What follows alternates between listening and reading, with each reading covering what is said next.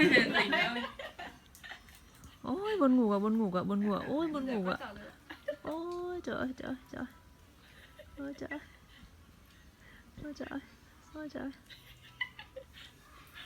Ôi câu cà phê nó tỉnh ngay. Đó. Gục này. Thấy cô gục không?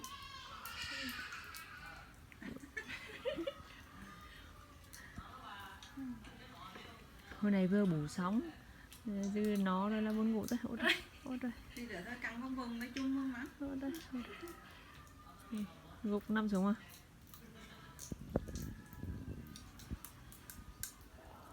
Cháo con rơi đâu tức lắm.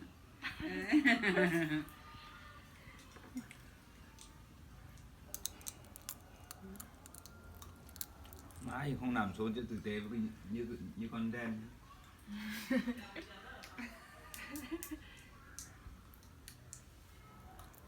Anh con cứ cùng bắt bỏ chạy ạ.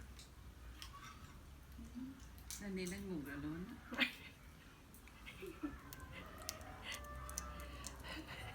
Từ trên đường khởi